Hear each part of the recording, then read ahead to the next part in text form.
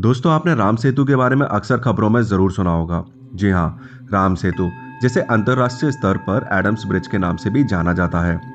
हिंदू धार्मिक ग्रंथ रामायण के अनुसार ये एक ऐसा पुल है जिसे भगवान विष्णु के सातवें एवं हिंदू धर्म में विष्णु के अवतार श्री राम की वानर सेना द्वारा भारत के दक्षिणी भाग रामेश्वर पर बनाया गया था, जिसका दूसरा किनारा वास्तव में श्रीलंका के मन्नार तक जाकर जुड़ता है। दोस्तों, ऐसी मान्यता है कि इस पुल को बनाने के लिए जिन पत्थरों का इस्तेमाल किया गया था, वह पत्थर पानी में फेंकने के बाद समुद्र में नहीं डूबे। जी हाँ, बल्कि पानी की सतह पर ही तैरते रहे।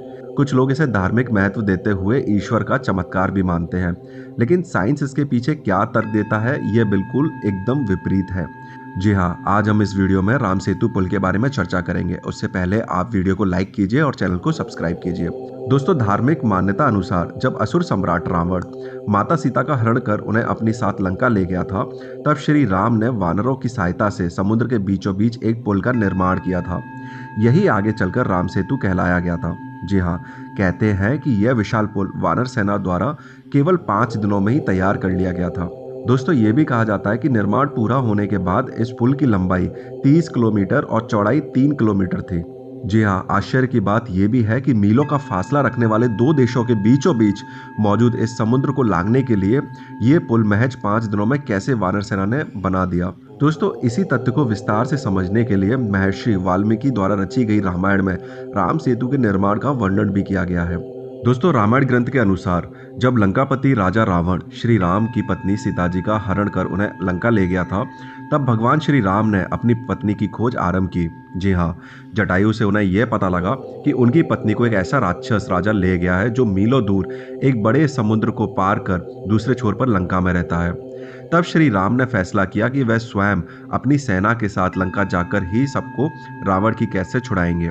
जी हाँ, लेकिन यह सब होगा कैसे, यह एक बड़ा सवाल था, क्योंकि निश्चय तो था, लेकिन रास्ते में था एक बड़ा विशाल समुद्र जिसे पार करने का कोई जरिया हासिल नहीं हो रहा था। जी हाँ, अपनी मुश्किल का हल निकालने के लिए श्री राम द्वारा समुद्र देवता की पूजा आरंभ की गई। लेकिन जब कई दिनों तक समुद्र देवता प्रकट नहीं हुए, तब क्रोध में आकर श्री राम ने समुद्र को सुखा देने के उद्देश्य से अपना धनुष बाण उठा लिया था। उनके इस कदम से समुद्र के प्राण सूखने लगे। तभी भयभीत होकर समुद्र देवता प्रकट हुए और बोले, श्री राम, आप अपनी वानर सेना की मदद से मेरे ऊपर पत्थरों का एक पुल बनाइए। मैं इन सभी पत्थरों का वजन संभाल लूंगा। आपकी सेना में नल और नील नामक 2 वानर हैं जो सर्वश्रेष्ठ हैं। नल, जो कि भगवान विश्वकर्मा के पुत्र हैं और उन्हें अपने पिता द्वारा वरदान हासिल है, उनकी सहायता से आप एक कठोर पुल का निर्माण कराएं। यह पुल आपकी सारी सेना का भार संभाल लेगा और आपको लंका ले जाने में सफल होगा। जी हाँ, ऐसा कहते हुए समुद्र देव ने श्री राम से पुल बनाने का विनम्र अनुरोध किया। अगले ही पल नल और नील की मदद से पूरी वानर सेना तमाम प्रकार की योजनाएं बनाने में सफल हुई। जी हाँ, अंत में योजनाओं का चुनाव करते हुए पुल बनाने का सामान एकत्रित किया गया। पूरी वानर सेना आसपास से पत्थर, पेड़ के तने, मोटी शाखाएं एवं बड़े पत्ते तथा झाड़ लाने में सफल हुई।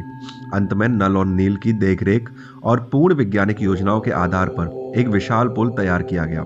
वैज्ञानिकों का मानना है कि नल और नील शायद जानते थे कि कौन सा पत्थर किस प्रकार रखने से पानी में नहीं डूबेगा और दूसरे पत्थरों का सहारा भी बनेगा। दोस्तों, अगर इसके पीछे हम वैज्ञानिक कारण को जानें, तो इतने सालों के शोध के बाद वैज्ञानिकों ने राम सेतु पुल में इस्तेमाल किए हुए पत्थरों का वजूद खोज निकाला है।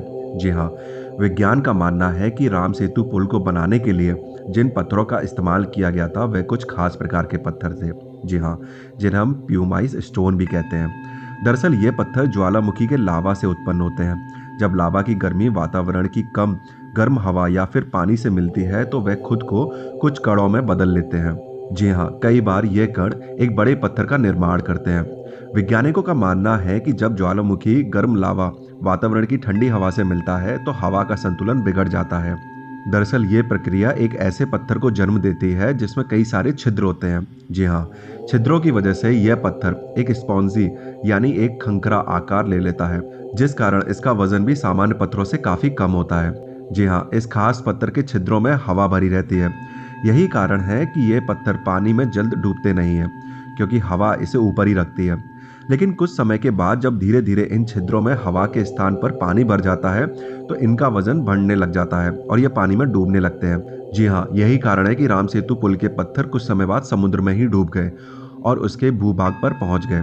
दोस्तों, national aeronautics and space NASA, जो कि विश्व की सबसे विख्यात वैज्ञानिक संस्था में से एक है, उसके द्वारा सैटेलाइट की मदद से राम सेतु पुल को खोज निकाला गया। जी हाँ, इन तस्वीरों और वीडियो के मुताबिक वास्तव में एक ऐसा पुल जरूर दिखाया गया है जो कि भारत के रामेश्वरम से शुरू होकर श्रीलंका के मन्नार द्वीप तक पहुंचता है। रामेश्वरम में कुछ समय पहले लोगों को समुद्र तट पर कुछ वैसे ही पत्थर मिले जिन्हें प्यूमाइस स्टोन भी कहा जाता है। जी हाँ, लोगों का मानना है कि यह पत्थर समुद्र की लहरों के साथ बहकर किनारे पर आए हैं। बाद में लोगों के बीच यह मान्यता फैल गई कि हो ना हो यह वही पत्थर है जिसे श्री राम की वानर सेना द्वारा राम सेतु पुल बनाने के लिए इस्तेमाल किया गया होगा। लेकिन वैज्ञानिकों द्वारा किए गए एक शोध में प्यूमाइस स्टोन के सिद्धांत को भी गलत साबित किया गया है।